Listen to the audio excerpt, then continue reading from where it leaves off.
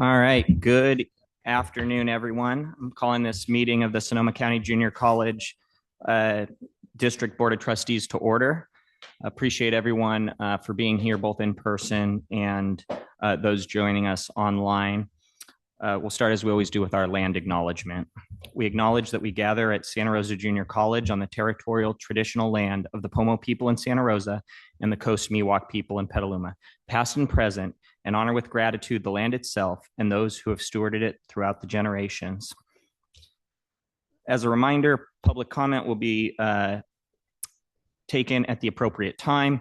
If you are here in the room, please grab one of the yellow public comment cards in the back of the room and bring them up to the front table to Zara. If you are joining us online, please wait to raise your hand until invited to do so, and then we will call on you. All right, that takes us to item B1, announcement of reportable actions from closed session. There are none. Item B2, approval of the open session agenda. Do I have a motion and a second to approve the open session agenda? Motion. Any public comments or board members wishing to comment on this item? Seeing none, we'll start with our student trustee. Student trustee Clark. Aye. All those in favor? Aye. Any opposed or abstentions? The agenda is approved. Next, that takes us to item B3, approval of regular meeting minutes. Do I have a motion and a second to approve the minutes? Any public comment or board members wishing to speak on this item? Seeing none, student trustee Clark. Aye. All those in favor? Aye. Any opposed or abstain? The ayes have it. All right, that takes us to item B4, our employee of the month for January 2026, Chloe Anthony, and I believe we have Hank Langford to present.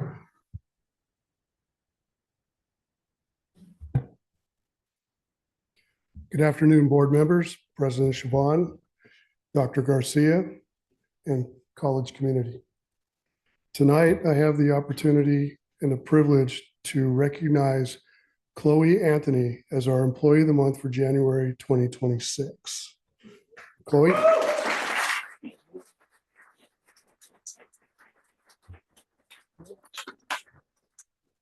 told you I was going to bring you up early. Come on. No, right here is fine. Okay. I'm really happy to take this moment to recognize Chloe Anthony as our Employee of the Month. Chloe hasn't been with us very long, but in the short time that she has already made a big impact. The quality of her work has honestly gone above and beyond what was expected. The landscaping in her areas that she's responsible for look great and hasn't gone unnoticed. I have actually received no less than a dozen emails and text messages from colleagues regarding her work and how beautiful the landscaping around Heritage Plaza and Bailey Hall has turned out.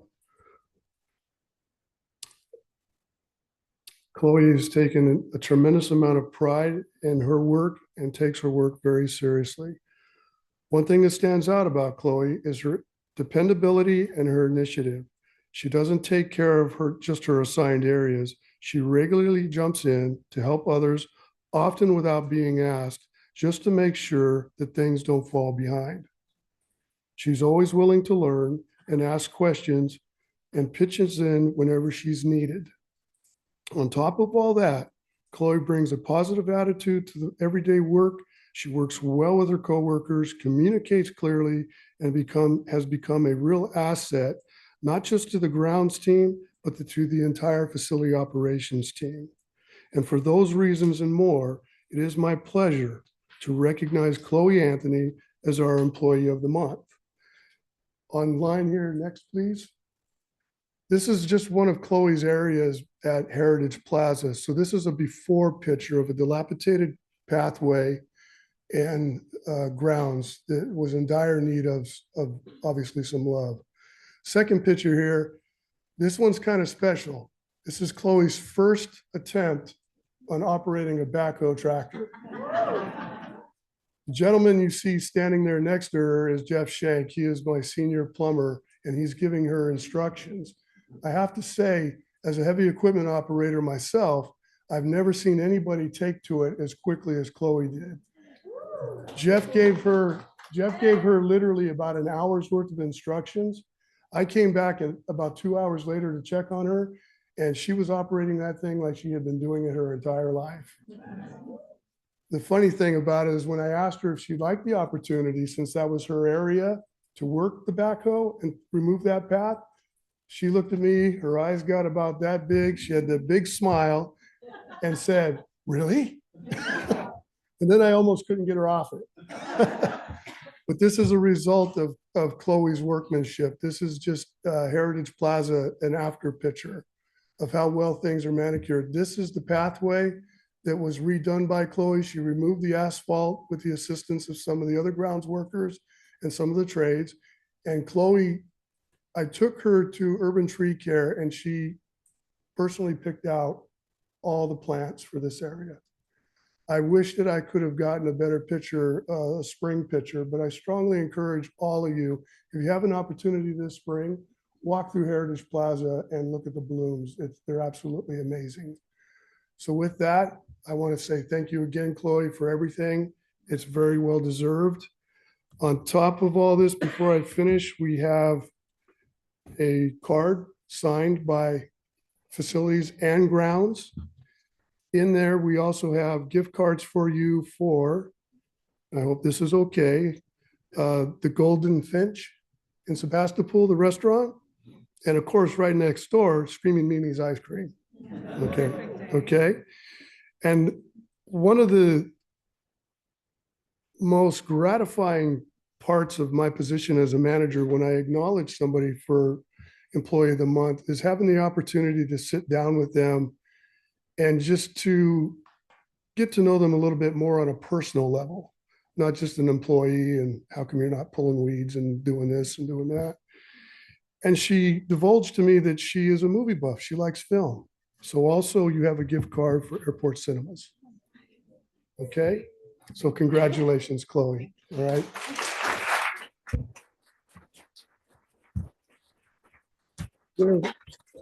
There also is your plaque of Employee of the Month. You have 2 tickets to the theaters at Burbank, and you also have 2 tickets for lunch at the Culinary Building at Bordeaux.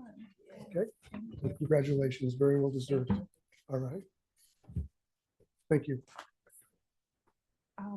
Okay, well, thank you, everybody. I want to thank the board, of course, and President Garcia and Vice President Kate Jolly and Hank for nominating me. Hank has been really supportive of me, as you can tell from the beginning. I maintain like a healthy fear of him, but yeah, as we all do.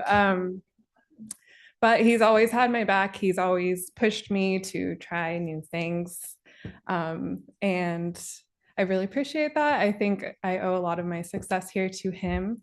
And then, of course, the rest of the grounds crew who I get to spend every day with. And they just have such a wealth of knowledge and so much experience. They've put up with thousands of questions from me and always have a really good sense of humor. I just enjoy spending time with them, so it makes the days go by quickly. I love being a part of this community. I'm really glad that it shows through in my work. So yeah, thank you very much.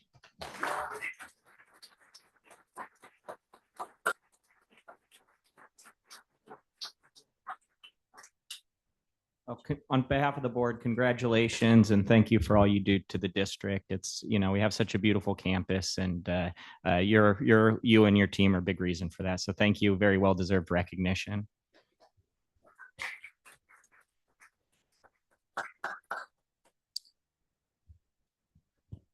All right, that brings us to item B5, and that is a public hearing on mutual intent to open for negotiations.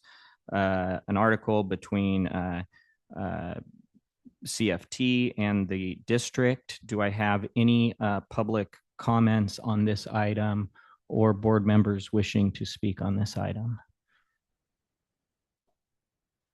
Seeing none, I will close the public hearing on that and move on. And yes, to those who attended for the employee of the month, by all means, yeah, we'll let you make a graceful exit.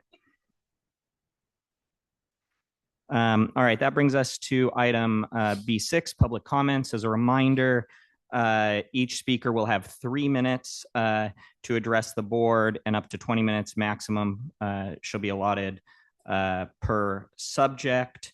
I'll start with the public comments that have been submitted in the room before moving to public comments online. We'll start with Michael Vonderporten.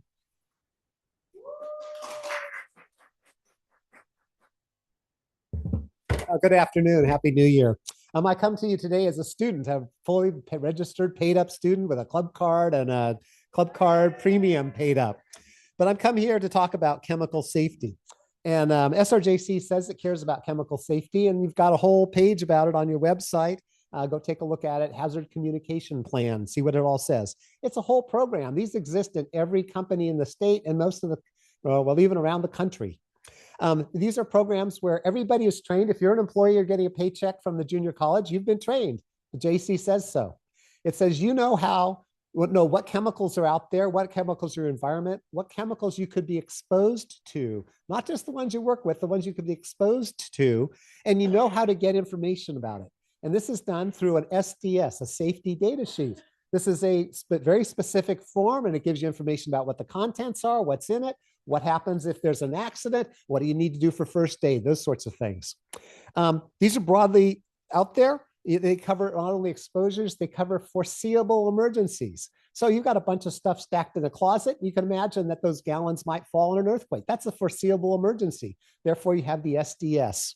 They're readily available to employees. And in the old days, it used to be really simple. You had a binder on many, many desks, and somebody wanted to know, what have we got in our environment? And it includes stuff like the things that are being used to control rodents by contractors. You had a big binder like this, and you flip through it and you say, oh, that's interesting. I want to know more about this. That's the plan. The JC in their plan takes it a little further. They say there's a public version and there's a student version. Well, I can tell you the public version is a fake, false thing, and the staff has confirmed that. But for students, the instructions are, the information is available only through your instructor. So you go to your instructor, but it turns out I took a class, the instructor didn't know anything. And so then I went over to the staff, the senior staff at the Public Service Safety Training Center, and they said they didn't know anything. So I got referred up to Dr. Garcia's office. What did I find out? Well, nothing. I submitted my list of what I'd been exposed to, and that was after the exposures, not before, and I got nothing. Day 2, I submitted stuff, and I got nothing. Day 3, why bother submitting it? Class is over. And I finally got one piece of information on one item in 2 formats. There's a whole list of stuff we were exposed to. There's stuff we were using specifically hands-on. They gave us information on epinephrine, but they withheld it from naloxone. What's the difference? They're both mixtures that meet your definition. We were provided nothing. So this is really a paper form. It doesn't protect the school. It doesn't protect the students. And I suspect you need to go take a look at your employee plan too, to see if you're really doing it. Chemical safety has been on your agenda for a couple of years. Why isn't someone working on it? Thank you. Next up, Gabe Rizzo.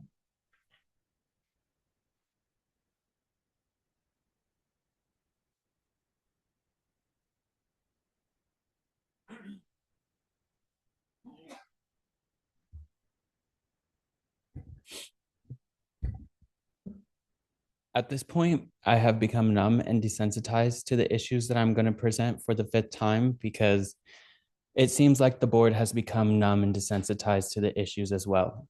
4 weeks ago, I invited the board to the SRJC dance show. Out of Bounds, little backstory on the title, you see the SRJC company members and I came up with the title Out of Bounds because we were finally out of the bounds of Cassandra Hillman. Anyways, The entire board was invited to attend one of the 3 performances at the SRJC. I looked for all your faces in the crowd. Sadly, I did not find any of them. The SRJC and the board continuously seems to be letting students down.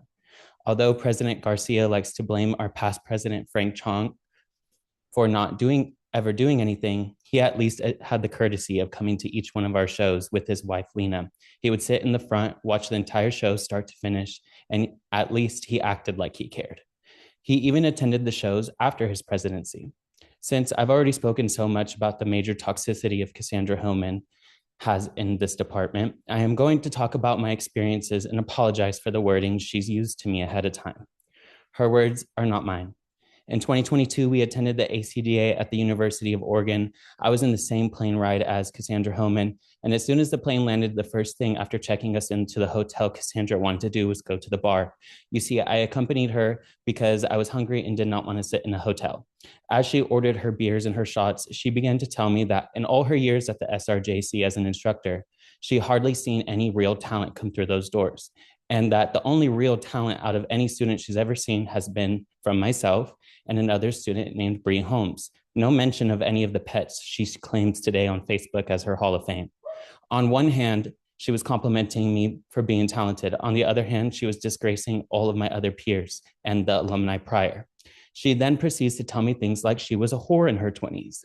I can dwell on the trip alone and explain the horror that came forward, but let me fast forward to more experiences. One day in the Tauser building, Cassandra came up to me in front of other students and said, I probably shouldn't be saying this, but last night I had a sexual encounter dream with you and several other students. She said in the dream, we were at ACDA, we were all in the hotel room making out and having sex. Now, in my opinion, no, she probably shouldn't have told me that. And no, she probably shouldn't have said that in front of students. And also, in my opinion, it is extremely disturbing and that would even come out her mouth. And the audience to please keep it down. Thank you. I have fast forward, another encounter I had with Cassandra is through text messaging, where she was talking about our chair of the CAD department, Tara Jacobson, where she blatantly calls Tara Jacobson a racist and, excuse my language, a cunt. Fast forward to 2024, we are getting ready for a show. Jolene Johnson comes into the building and with a group of her students. That is 3 minutes, but there was a little bit of an interruption, so maybe 15 more seconds. So then please wrap up. She in our theater was vaping and called Jolene Johnson a bitch. Then she proceeds to talk in front of the same group of students. She then told Tanya Knippelmeyer that she's a poacher because she wants people in her upside dance company that I also perform in. Thank you. Thank you. Next up, we have Braylon.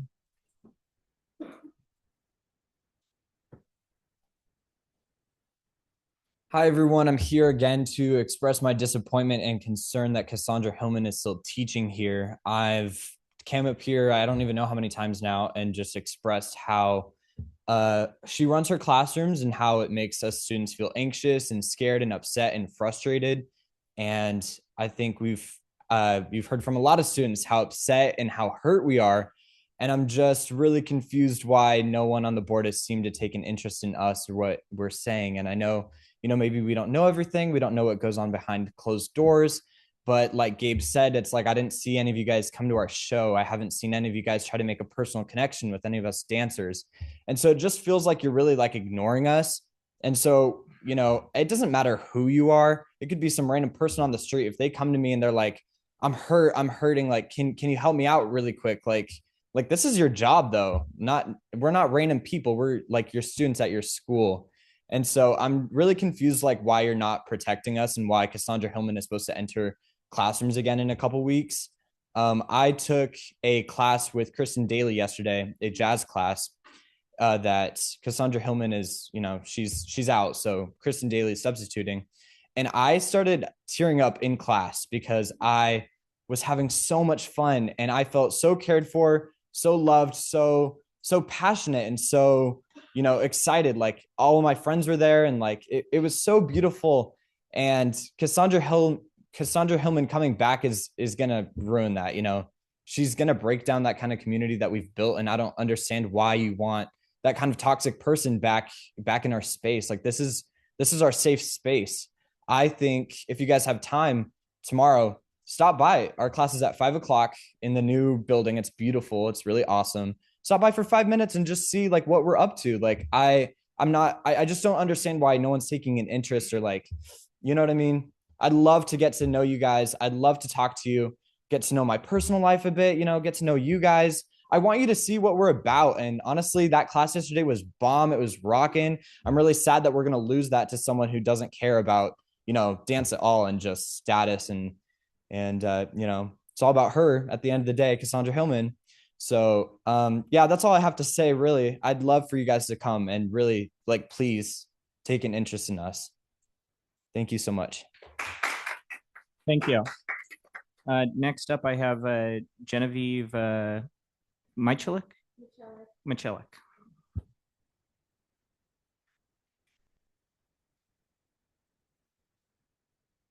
Hi, I'm Genevieve. In all my semesters dancing here at the JC, last semester was by far the best in regards of leadership. Kristen Daly, even while adjusting to her new position and being thrown in the midst of chaos, attacked the challenges head on.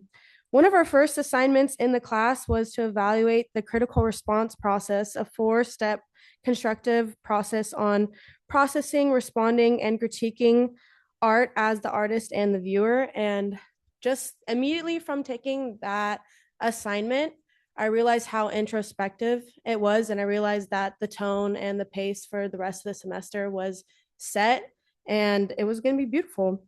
It opened my eyes to the approach that Kristen was going to take. And our company actually met once a week as a company to delegate tasks and responsibilities as a united force, which years before I had never seen that really happen. It was just kind of like, hey, can 5 people just decide to do the leadership, and then one person would have to do the entire fundraising by themselves, and they're just a student, just a kid, just crazy. But she was uplifting, funny, empathetic, understanding, and diligent, even met with problems like the fact that somehow our performing date was already set by the previous director beforehand, and then it was no longer set for that time, and we had to reschedule our entire performance. How'd that happen? And this cannot be said about the previous semesters, where, just to touch on things that you've heard before, our previous director, I heard them personally call someone in our department an ass. They belittled our fellow dance departments at other schools, talk shit about outsider tech crews. And, when problems arise and our touring company had a meeting together, all I wanted was an apology for her behavior, the things that she would say or, would do. No, she would just apologize for things that were outside of her control, which I don't expect anyone to apologize for if they can't control that. And she would just tell me that I'm going in circles or not going in any direction. And I'm pretty sure I'm blunt as fuck. So I don't think that was the case. But I know that our responses here in the audience are maybe a little annoying and you see that as an outburst or interruption, but I don't know how you can really be silent for this long, especially hearing that someone is talking to students about sexual dreams that they're having with them. So yeah, that's just a taste and just a little bit and a glimpse.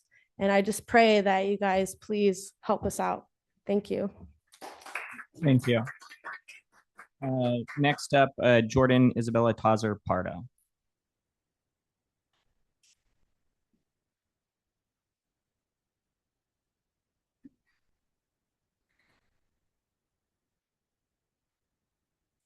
Hello again, here I am, Jordan Isabella Tazer Pardo, standing for the majority of SRJC's CAD department.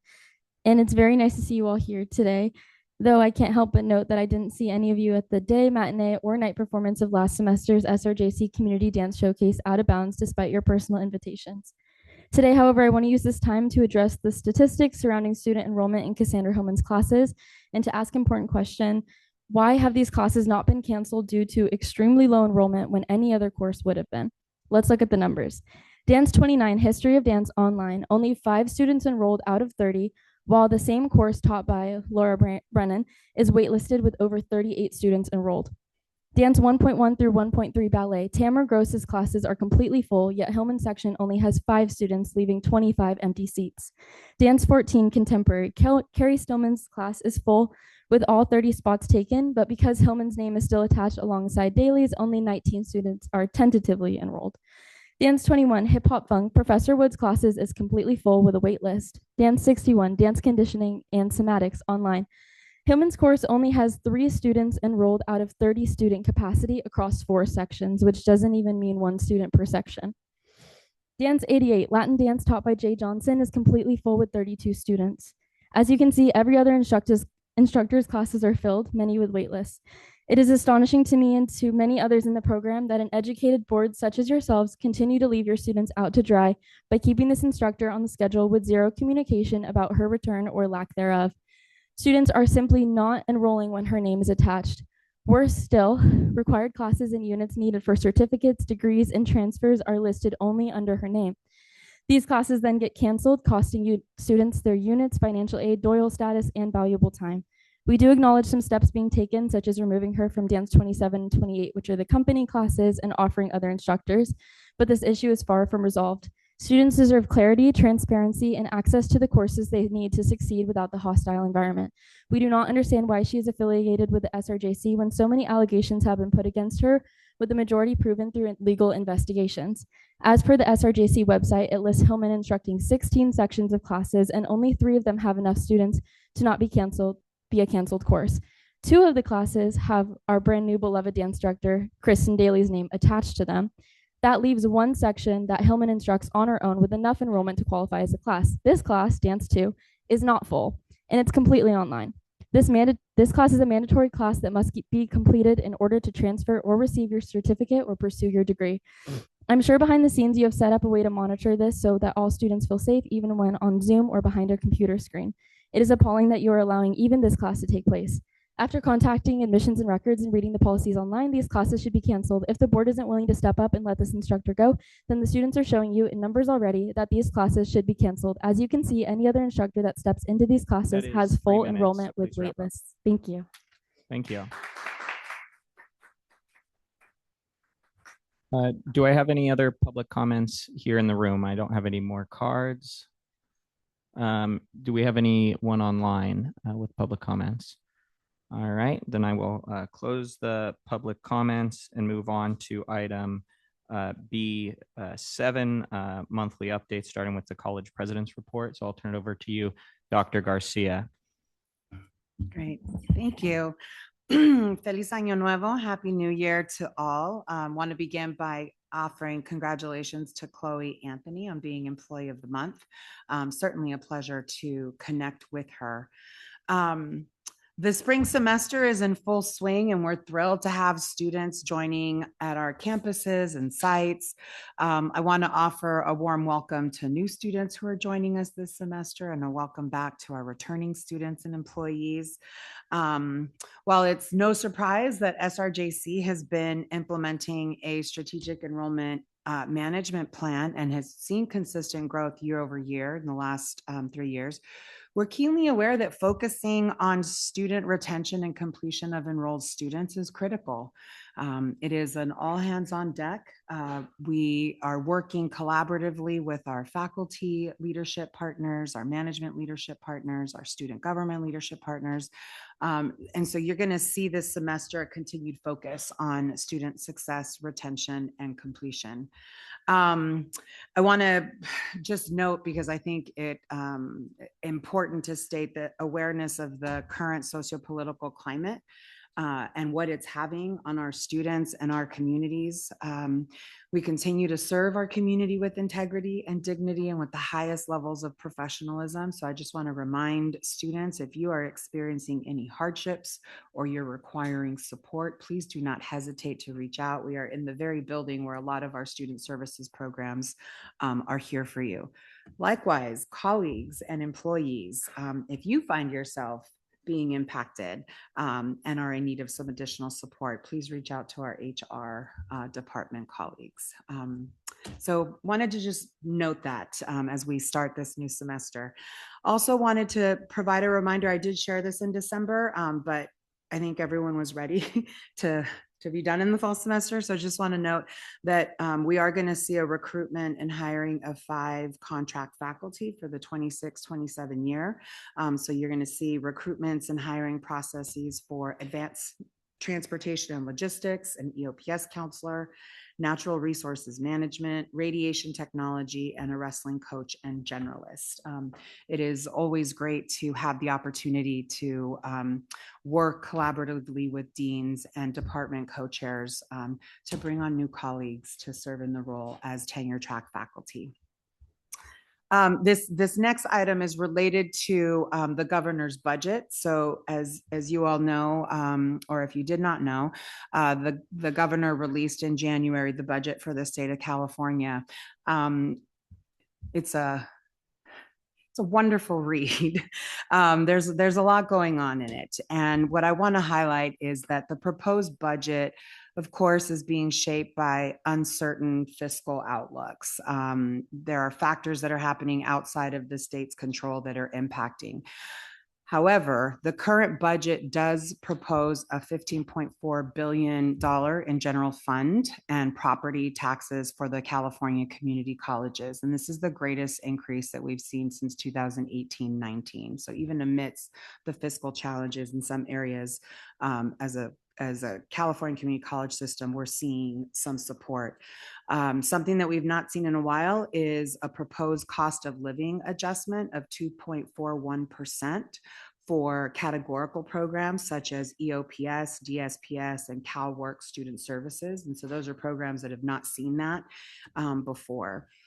And beyond the core funding, I want to just highlight a few items that the proposal is attempting to make some significant investments that impact the California community colleges. One is statewide $120.7 million in one-time funds to address deferred maintenance. The growing list of colleges that are over 100 years old. This is something that we have been advocating for. There's been a $100 million one-time grant for a student support block grant to allow colleges to continue to support students in their program completion. Additional augmentation to support K through 12 dual enrollment, specifically to support career and technical education pathways. There are a whole bunch of other hosts of things related to common data platforms, supporting credit for prior learning. I do want to share that 13.4 million of one time to support prior year supplemental instruction apprenticeship reimbursements. And so that's important because that's money that goes directly into students' hands. And so in kind of concluding this particular topic, for SRJC, this means that we continue to engage our legislators to monitor the activities that are taking place in legislation. And locally, we're doing our work with the Budget Allocation Model Work Group, which is a multi-constituency group, taking a look at what a recommendation for a resource allocation model that allows us to resource where it is needed to support student success, completion, and community needs. I wish students a phenomenal spring semester. It's day 2 and it's great to see you all here. I wish faculty and all those who support both the in-classroom and outside classroom a great semester. And I look forward to, in the continued work that we have coming along, the collaborations that the district has experienced with our constituency group leadership of our unions and our senates. I'm incredibly proud of the collective work that we have done over this past year. So with that, welcome back. Happy New Year, and let's have an amazing spring semester. Thank you. Thank you very much. Next, we'll go to the bond update with VP Kate Jolly. Happy New Year. President Chabon, members of the board, Dr. Garcia, college community. I hope everyone had a wonderful holidays. I have an extremely short update for you today because of the break. So I'm happy to say Towser is ready. It's open. We moved the CAD department into the new space last month. Just some pictures of the renovated space. I believe there's tours being offered for those that may be interested. So classes did begin yesterday, and we have a resolution on the agenda for you today. Resolution 2-26, change order 14, 38,288. So this changes for an added outdoor air diffuser, some changes to the building management system for air handling, and an added asphalt ramp as we get the final issues resolved. So this brings our change order percentage to 11.09%. For race in the large classroom, we have received DSA approval finally. We're putting together the package to go out to bid, and we'll be releasing that shortly. And at the Welcome Center in Roseland, we are nearly complete. As we anticipated, weather was a factor over the holiday break with the installation of the 2 skylights, but the final touches are all complete. We're wrapping up the commissioning of the building. As soon as the skylights are in, we will be moving the furniture and installing all the technology. And we anticipate having this new space complete before our February board meeting. And I don't have any other items that I haven't highlighted. I'm happy to answer any questions. Great, thank you. Any board members with, Trustee Berker, please go ahead. I just want to mention that Trustee Battenfeld and I had the opportunity to tour the fully renovated Towser building, and it's just really incredible. And I'm so proud that we have that kind of facility available for our students. It really rivals four-year universities.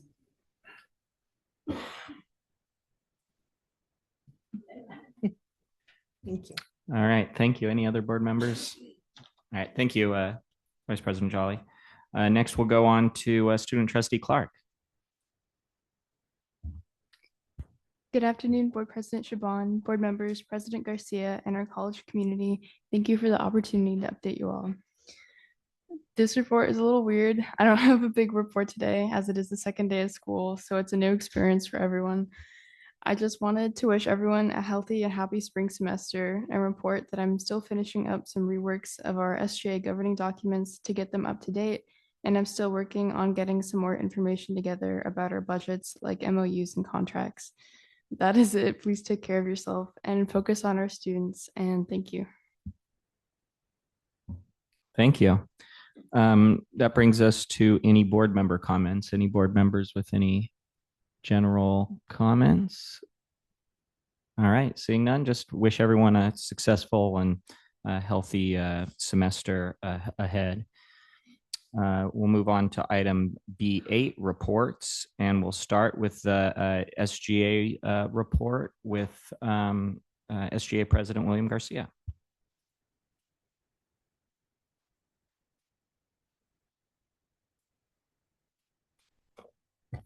In my native language,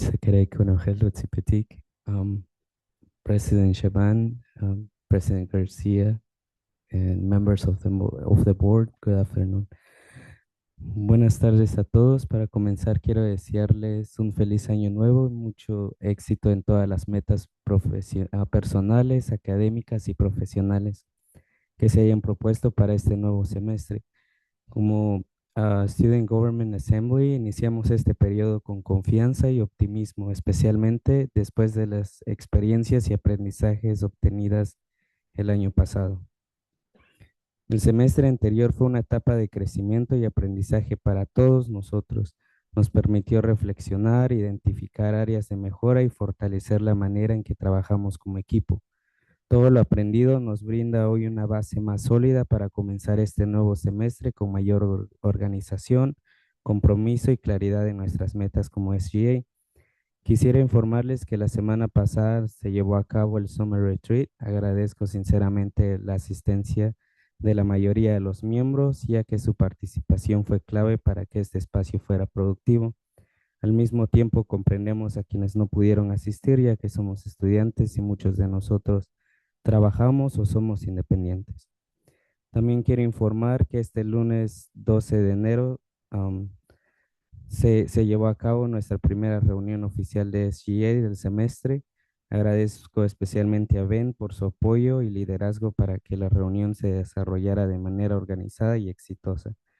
Además, la próxima reunión de ICC se llevará a cabo el 21 de enero y el formulario para la activación de clubes ya se encuentra en circulación. Esperamos mantener o incluso aumentar el nivel de involucramiento estudiantil que tuvimos el semestre pasado. Finalmente, deseamos fortalecer nuestra colaboración con la doctora García, especialmente después del éxito que tuvimos con la actividad del pop-up y continuar colaborando en las actividades planeadas para este semestre. El semestre pasado fue una experiencia de aprendizaje muy valiosa y esperamos que este nuevo semestre nos permita cumplir las metas que nos hemos trazado como equipo. Muchas gracias por su tiempo y compromiso.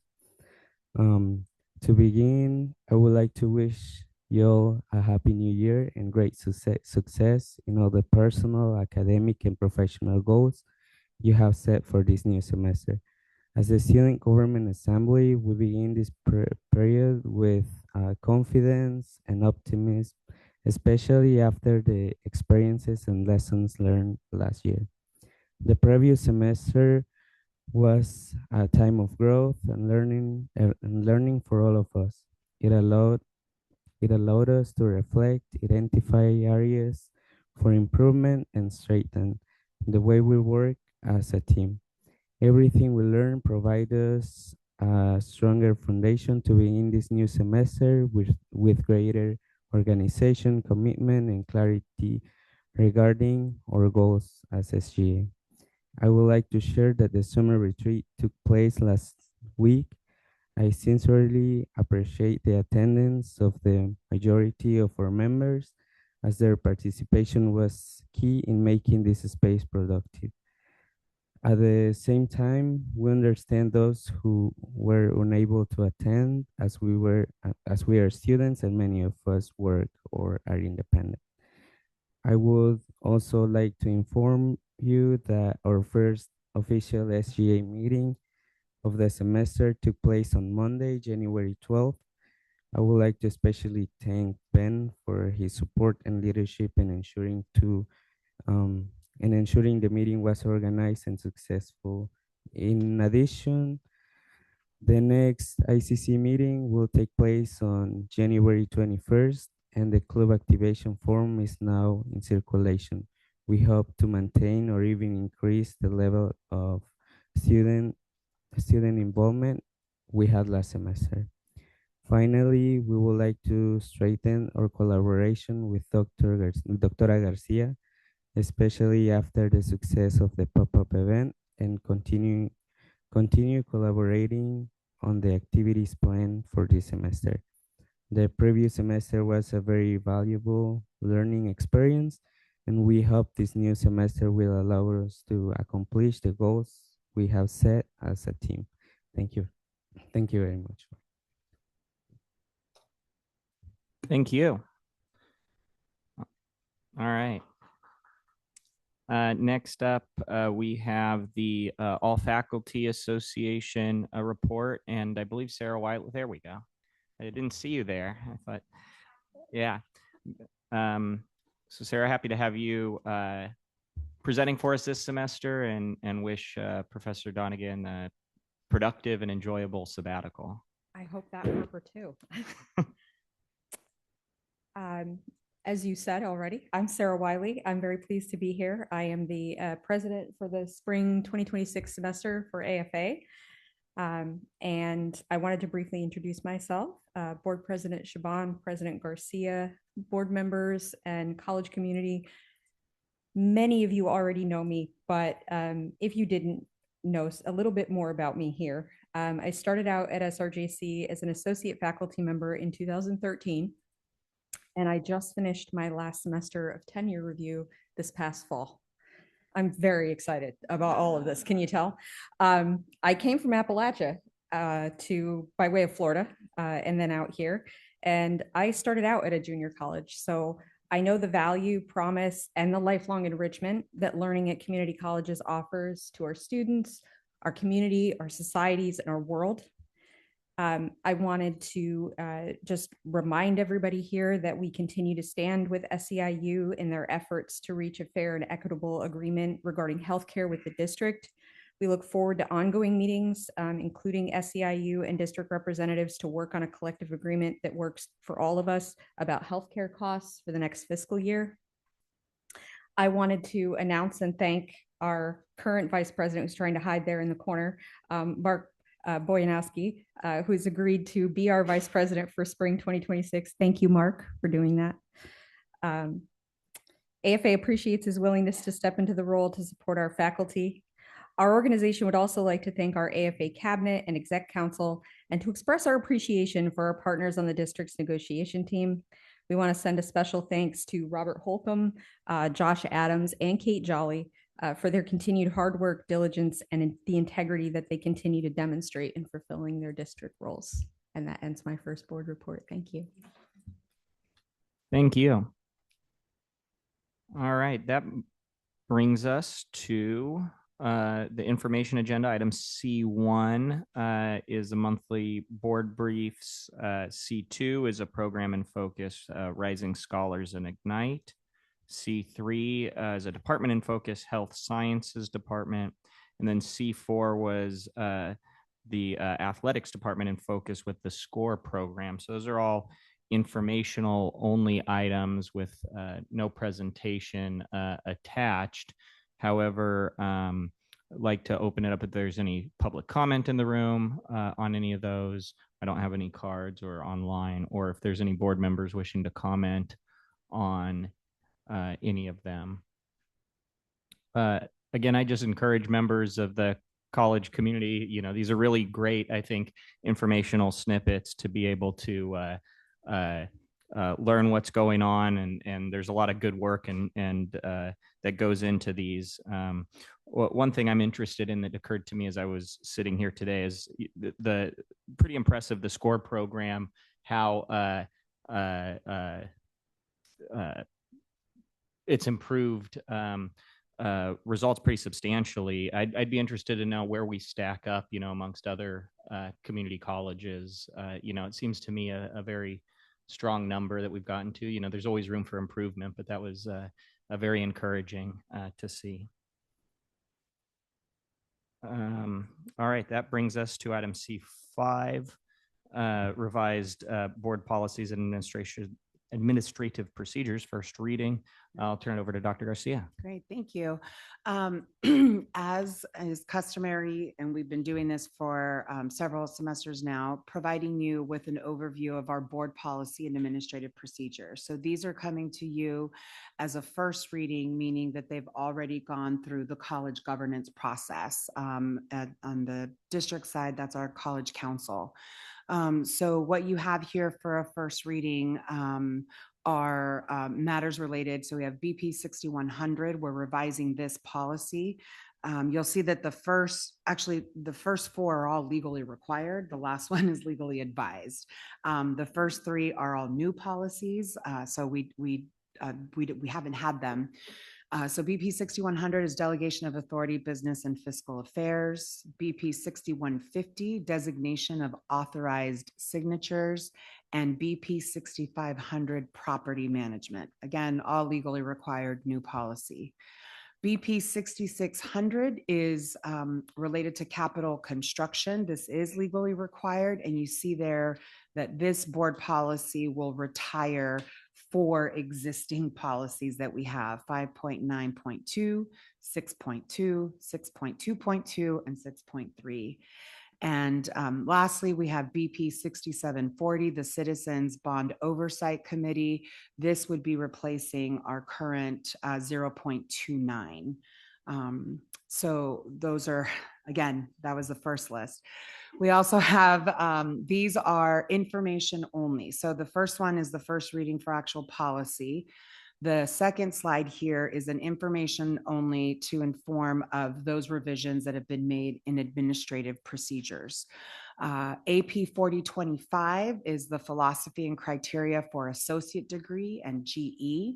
This is going to replace 3.1P. As noted here, it's accreditation related. AP 4050 articulation. This is a new procedure also related to accreditation.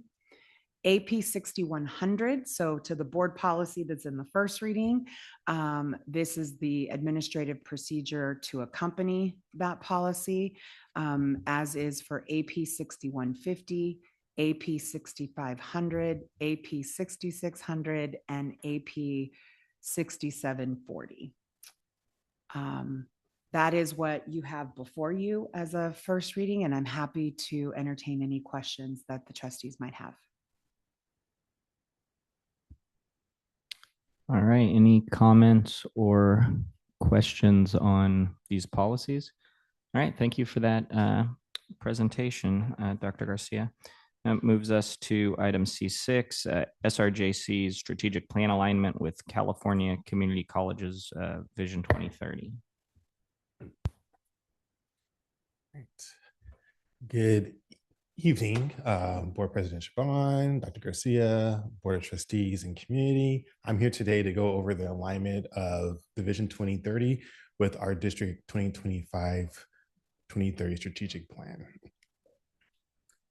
So just giving everyone a background that we are guided by our mission, vision, and values. And these are the things that were the foreground for our strategic planning process. Additionally, the state goes through its planning as well, and that's what we have as the Vision 2030. It is a roadmap for the California community colleges. It provides general guidance that the state's looking for the colleges as a whole. It is a 7-year action plan. The point that I want to point out here specifically is guidance of practice. That's really what they're trying to focus on. So when it comes to Vision 2030, the main tagline that they're showing is leading with equity, making sure that when we're talking about equity, that we're talking about bold goals, that we are trying to get hard wins on progress, as well as making sure that we are being explicit about the structural changes that are needed to continue to support students. So you see there are areas, other metrics and goals of equity and success, equity and access, and equity and support. It is really about increasing overall engagement with students in terms of the number of students at the community college, making sure that when we're talking about equity, that the students attending have multiple opportunities to achieve in different areas, and especially with the aspect of workforce and dealing aspects of technology and unit accumulation. So how does this align with SRJC? If you go back to a few presentations about our institutional effectiveness, we judge ourselves through our ACCJC institution set standards. We do look at the Vision 2030, and we have our alignment with our indicators of effective outcomes. As you can see here, we are aligned in many of the areas. The only thing that ACCJC does not require us is to have transfer level math and English as a metric, but for Vision 2030, as well as our indicators of effective outcomes, we have that. Additionally, when you're looking at the metrics, ACCJC does not require any specific equity measures, but the Chancellor's Office through Vision 2030 has that, as well as SRJC having that as well. The majority that you're going to see with inside of the Student Equity Plan, which was approved in November of fall semester. So when we're looking at the aspect of the Vision 2030, it's important to also see the focuses in terms of student populations. I highlighted a few for us today, and that is dual enrollment, distance of all students, which you've already received inside of your packets. Making sure that we're focusing on educational planning. There have been a few updates related to that on educational plans from the state, and then we do have that as well as one of our goals as well. And then making sure that we increase the access of financial aid to students. So when we're looking at the aspect of Vision 2030, it's also about baccalaureate attainment. And that's more than just baccalaureate attainment within inside the CSUs and the UCs, and in private institutions, also looking at baccalaureate attainment within inside the California community colleges. So going into the alignment of the district strategic plan, we have our initiatives that we've outlined here in terms of academic quality, student success and support, being responsive to our community, and campus climate and culture. Again, going back to the alignment aspect of it, showing that we are consistently aligned with the state and our ACC accreditation standards.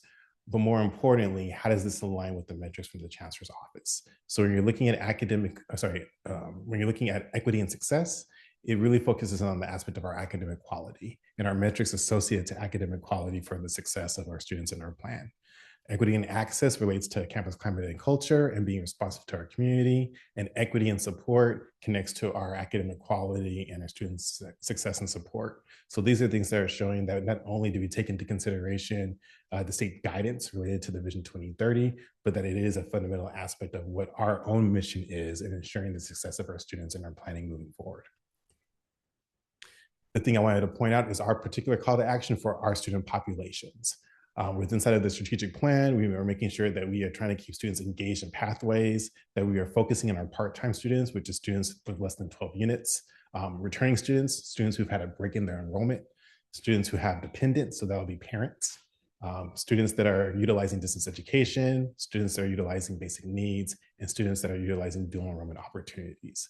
Again, when you're looking at dual enrollment opportunities, that one specifically aligns with the Chancellor's office, and then the distance education component of it aligns with a few other areas as well. And I'm open to take any questions that you may have. Thank you. Any board members with questions on this item? All right, thank you very much. Yeah, appreciate it. Next up, that takes us. Oh, yes. Is there public comment on this item? Yeah, Mike Vanderpoorten. Hey, we see these reports, we see all these wonderful words. We really need to get into the numbers. Let's get into the numbers. When I see numbers like the numbers of students entering the transfer portal dropping by 1,000, or the number of students taking math dropping by 1,000, those are real numbers. We can have these percentages and we can say yes to all these things. We need to make sure we're looking at real numbers, real enrollment, and real successes for students. Thank you. Any other public comment in the room or online on this item? Seeing none, we'll move on to item C7, SRJC Employee Diversity Report. Good evening. This is my first time being before you, and I just want to thank you for this opportunity. Frogs. Nothing like starting off a presentation with a frog, but I am excited to be here and excited for, I don't want to blow anything up with this. Okay, good. Excited to share where we've been as an institution, examine where we are and where we're going, and also to highlight some of the wonderful staff and faculty and manager. Water. Thank you. Sorry.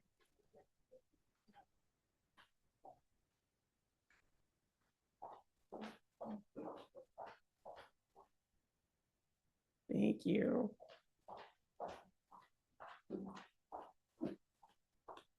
You get a raise.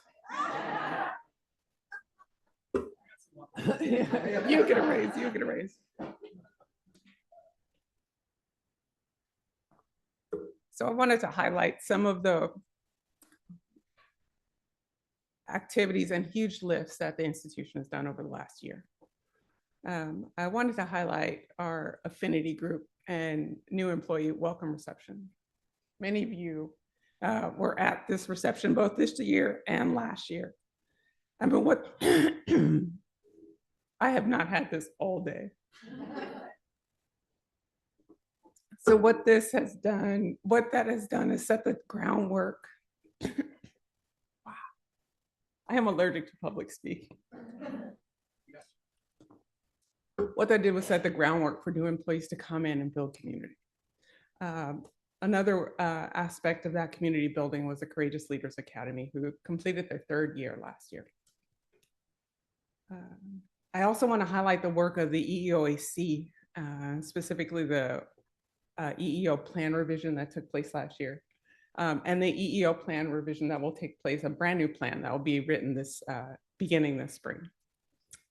I'd like to also highlight the Career Empowerment Conference that was geared towards students, but really demystified the hiring process for students so they can see themselves at this institution. It also was in a way to engage in the community and bring community partners in to give students an opportunity to get a touch of what the workforce is needing and wanting.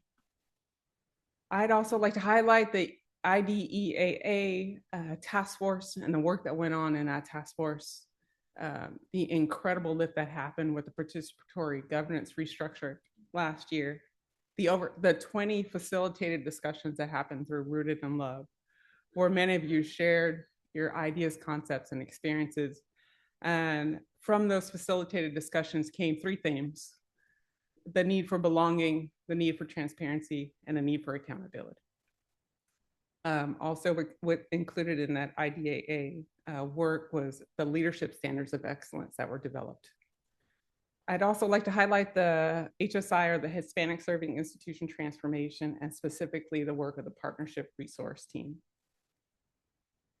I'm going to jump into some data, so don't let your eyes cross, but I'll just highlight a few things and you'll have access to this report. When looking at our SRJC employees, the student data, and the Sonoma County population, the reason we're looking at this data is because if students can't see themselves in both the curriculum and in the classroom and in many of our programs, they may not see themselves at our institution. Students that feel that connection and belonging are more likely to be retained. They're more likely to feel belonging and connection to the institution, and they have better outcomes. So what I'd like to show in this graph specifically is that our employee demographics for our Latina community, are underrepresented, while our white community is overrepresented in this data. And the student demographics are our growth for our Latina population and our white population are the highest.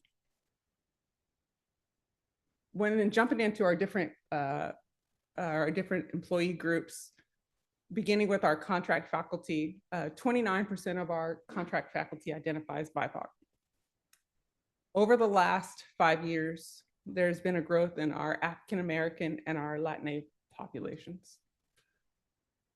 I put the numbers here, so just, you can look at percentages and think there's been a huge jump, but I wanted you to see the actual numbers as well. But overall, there's been a growth in our contract faculty throughout this longitudinal study. And the contract faculty had the largest growth of any of our groups. When we're looking at associate faculty, 20% of our associate faculty identifies BIPOC. If you're looking at those numbers and looking at the total number, as you increase in your total full-time faculty, the number of associate faculty do decrease. And for our associate faculty, the largest percentage of a group that's represented is our white population.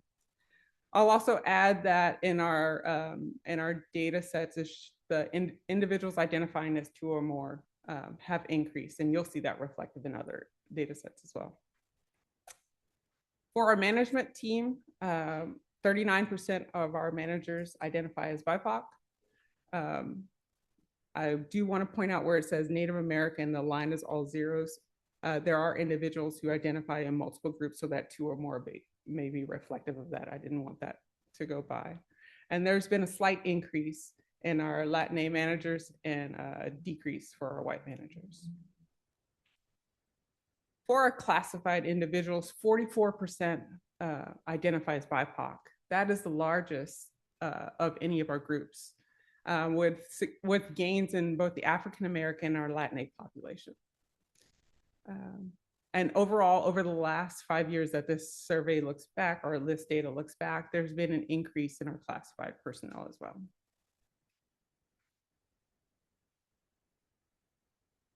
I just wanted to stop for a second and show you the why. We talked about programs, but let's look at the people.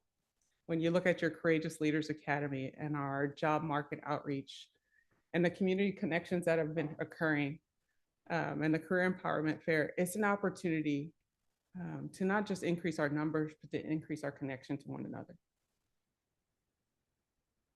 And I also wanted to show our different affinity groups as well. that come out to do that connection work that allows us to retain our employees. And moving forward, I wanted to just look at the continuum. When we're looking at employees, we're looking at the continuum from pre-hire, before they come on board, to as they're transitioning to life away from SRJC. So I wanted to highlight the fact that we have made modifications to our committee screening processes and standardizing the processes that we have. We made it have been very intentional about demystifying the hiring process and doing a redesign in both our new hire orientation and how we onboard our individuals, with check-ins and connections at the 3-month, 6-month, and 9-month after you're hired. Also this semester, I touched on the fact that there's a workplace, our EEO plan is being revised. And we also are doing an accommodations overhaul. We also have been intentional about strengthening our employee retention, both in the community connections, in our employee affinity groups, and in our assessment through the community college campus survey. We also revise our exit interview process. Overall, in conclusion, there are 3 things I just really wanted to make sure we hit home with, is that the human resource team has been absolutely diligent in making these changes. And I just want to highlight many of the staff that are in the audience today, that they're absolutely driven to provide you with the most accessible, equitable, and transparent processes from before you get hired to the day you want to transition. We also want to make sure that we are building a community of employees that are representative of our student population.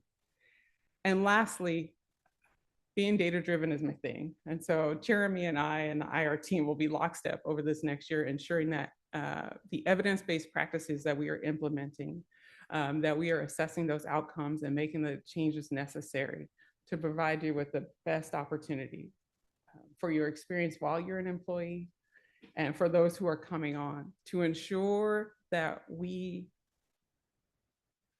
honor the needs of our employees throughout the whole continuum of their experience here. Because as the employees go, so do the students. And that's so important, that as we take care of one another, we take care of our students. So I am over my time, but if there are any questions that you have, I am open to it. Yeah, thank you. Are there any, well, first I'll ask if there's any public comments here in the room or online. If not, I'll go to board members, start with Trustee Bricker. I just have a really quick question, and this is a lot of really fantastic work, and I'm glad to see we're leaning so hard into ensuring we're orienting our new hires and focusing on belonging.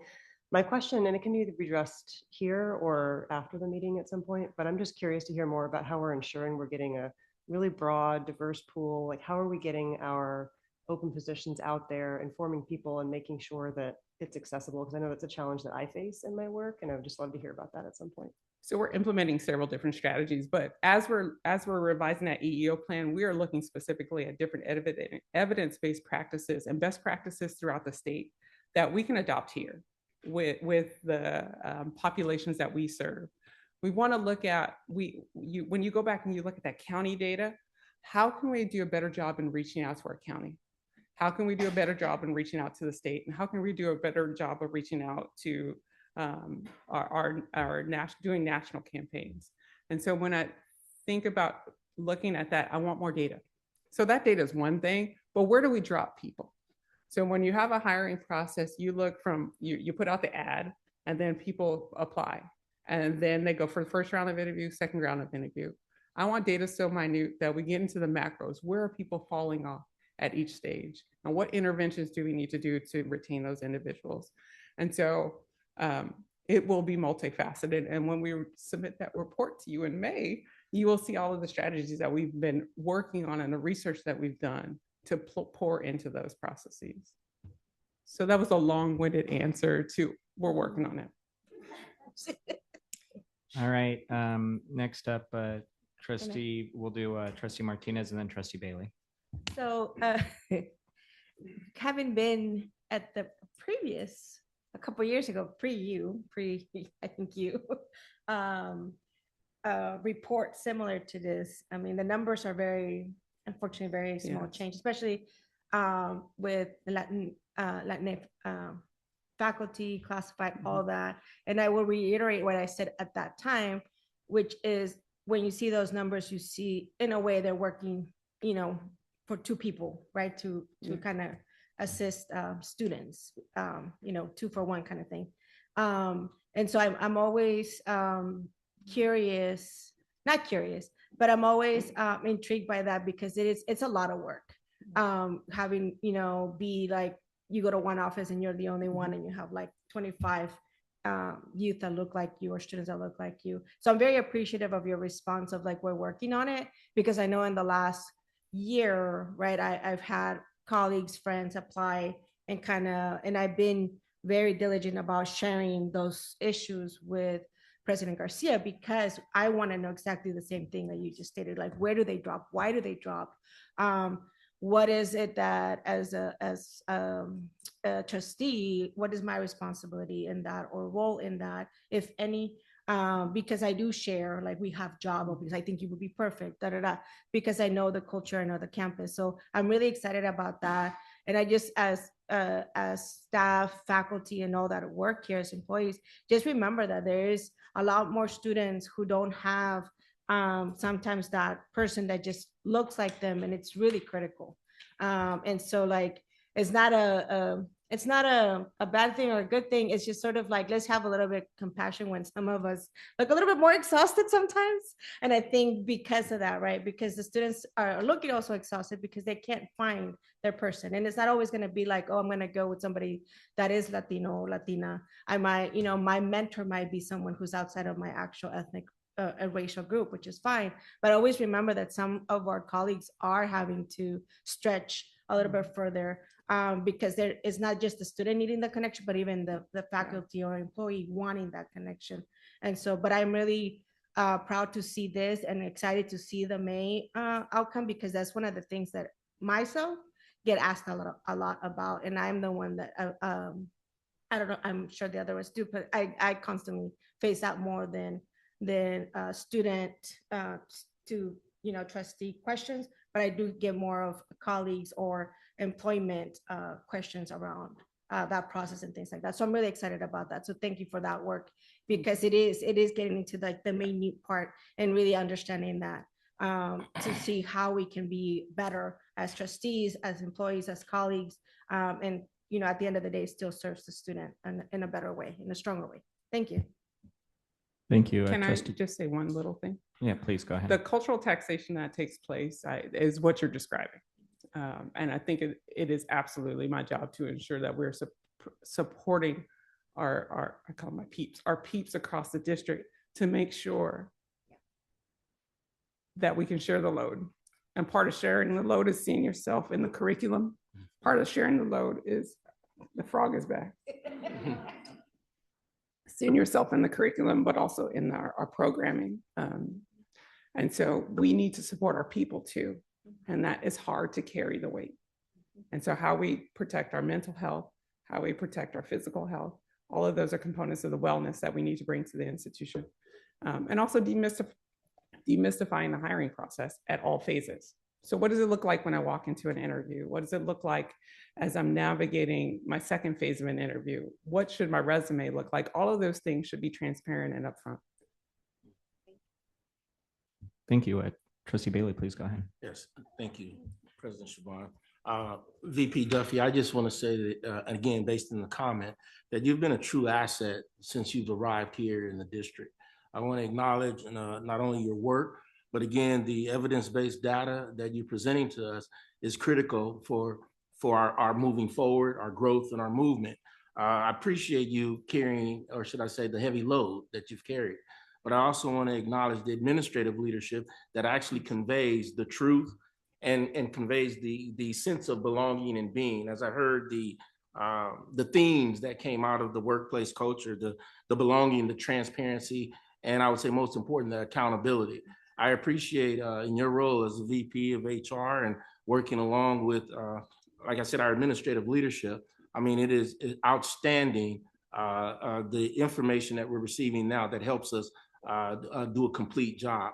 When we're speaking to our constituencies and we're speaking with reference to the experience of students here at our campus, you know, we want to be able to dispel all the negativity and the pessimistic outlooks that are being presented. So again, it's very refreshing to come into 2026 and to see these numbers. I'm looking forward to the report in May. But again, to know what the experience of our faculty, staff, and students at the present time, I just wanted to acknowledge and appreciate in this short period of time how you've come on board. And again, this information is critical and vital, and I just want to say thank you. Thank you. Trustee Battenfeld. Yeah, I want to echo what everyone else said. Thank you for the report. It's real important information that we have because it guides what we're doing and how we're going to make progress. But the one question I had, because I've just heard it at different workshops, is in terms of pre-hire, even before like committee screening, and I assume this is going to be part of the report, but things like, you know, how we describe the jobs and how we do minimum qualifications, so that, and I don't even know if there's a way to look at, you know, who's not applying because they're going to be great here, but they don't meet whatever qualifications we set. And, you know, and maybe other colleges have different ways of, you know, deciding who's qualified, you know, for a position and things like that. So I assume that that's part of it. I just didn't see it. Absolutely. When you look at pre-hire, you look at all of those things from the job description, where we put our advertisements out, who we're actually reaching out to, our community connections. Specifically, I'm thinking of our Native populations and the strategies that we need to put in place to change the numbers that you saw on that screen. That requires relationships, that requires connection. And so I want to make sure that we're moving into there are evidence-based practices for reaching out to tribal communities, specifically as it pertains to the workforce. Those things need to be included in our EEO plan and need to be driving forces in our policies and practices. And so I definitely want to get to where the people are. But we need to know how. I can give you the how to get there, but we need the data to show who we need to go after and when. What's the best time to go after them? And then I think it absolutely is the board's purview to give them the best package possible to attract them. So I can do everything that I can, but then it's in the board's court and you have been providing the best quality opportunities and engagement that you can. And so as you see us bringing different programs moving forward, it gives you an opportunity to step in the seat and influence those practices even before they get here. And I see that as a strategic component of your role. And that what is the environment here that they're walking into? As you influence the decisions that are happening at this level, you influence and increase my ability to attract people to a campus that's healthy, to a campus that honors one another, to a campus that honors the students and the community, and to a campus that's engaged. We want stewards of SRJC. We want folks that want to steward the work that we're doing now and the work that we'll do into the future. And so I see that the board's role in that is critical. Thank you. Any other members of the board? I just, echo, the points that Trustee Bricker and Brattenfeld made on the pre-recruitment. I think that work, and I appreciate the feedback you've given there on being data informed and looking where things fall off, but just being very intentional about, all the components that go into getting people to come in is great. And then the other piece I'm curious about that I think we may want to include in the future is looking at, to contextualize this, what is the annual turnover, right? Because are we having was it 1/20th of our staff that's turning over every year, something like that, right? So getting to that number, and then that gives us a little bit more of a context of how much of this we can bite off in any given year realistically, right? And the trends. I mean, it seems to me to be a long-term solution, just given the way that, SRJC is blessed with a workforce that likes to stay here. But, at the same time, in terms of, increasing diversity, it does take some time. So I think that would be helpful to just sort of wrap our minds around that trend. So that's just the one other note. So thank you very much for that report. And you made it through your first report with Only 5 frogs showed up, but all right. Well, that takes us to the consent agenda. That's items D1 through D6, with item D7 being approval of the consent agenda. Do I have a motion and a second for approval from the board? Do I have any public comments in the room or online on the consent agenda? Seeing none. Student trustee Clark. Aye. All those in favor? Aye. Any opposed or abstain? The ayes have it. The consent agenda is approved. That takes us to our action agenda. Item E1, personnel actions. Do I have a motion and a second? Any public comment in the room or online, or board members wishing to comment on this one? Seeing none. Student trustee Clark. Aye. All those in favor? Aye. Any opposed or abstentions? All right, that item passes. Item E2, November 15th, 2025 to December 19th, 2025 warrants. Do I have a motion and a second? Any public comments or board member comments on this item? Seeing none. Student trustee Clark. Aye. Aye. All those in favor? Aye. Any opposed or abstentions? Yeah, that's what I was reading while voting. All right. Item E3, 2025 instructor load reports for summer, fall, and then spring 2026. Do I have a motion and a second? Any public comments or board member comments on this item? Seeing none. Student trustee Clark. Aye. All those in favor? Aye. Any opposed or abstain?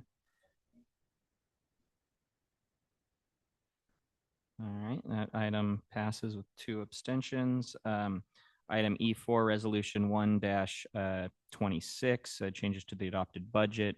Do I have a motion and a second? All right, on this one, I do have one public comment card submitted. Michael Vonderporten. Oh, thank you. Of course, we always need to update our budgets as we move along. So the question on this one is, we've got about $1.7 million worth of changes here. Does the board understand what these really mean?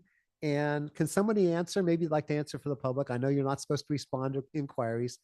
Does this really change the bottom line of the budget? In other words, you started with a budget of an $8.1 million loss for the year. This is a $1.7 million change. Does that mean we're suddenly a $1.7 million better off? Or is this really just technical stuff, and that's why it kind of flies through and nobody talks about it? So that's kind of question number 1. Question number 2, if you read your motion, it says you have the right, by this action, you can change the reserve for contingencies to any expenditure classification. You're allowed to do that. So reserves to expenditures, or you're allowed to make changes between expenditure classifications, expenditure to expenditure. So you got reserve to expenditure, expenditure to expenditure. But when I read this, this is contingencies to revenue, contingencies to revenue. I don't find revenue in your enabling legislation here that you're citing. So maybe you could explain why you're making changes to revenue, not expenditures. Thank you. Thank you. Any other public comment here in the room or anyone online? Seeing none. Any board members with comments? Seeing none, this requires a roll call vote. Kalani, please call the roll. Student trustee Clark. Aye. Trustee Bailey. Trustee Battenfeld. Trustee Bricker. Trustee Martinez. Trustee Valdovinos. Trustee Shaban. Aye. All right, that takes us to item E5, Resolution 2-26, change order number 14 for Tauser Gymnasium modernization. Again, we had a presentation on this earlier from VP Jolly. Do I have a motion and a second? Do I have any public comment on this item here in the room or online, or any board members wishing to speak? Seeing none, this requires a roll call vote. Kalani, please call the roll. Student trustee Clark. Aye. Trustee Bailey. Aye. Trustee Battenfeld. Aye. Trustee Bricker. Trustee Martinez. Aye. Trustee Valdovinos. Aye. Trustee Shaban. Aye. Thank you, everyone, for joining us for the first of many board meetings you'll join us for this year. With that, this meeting is adjourned.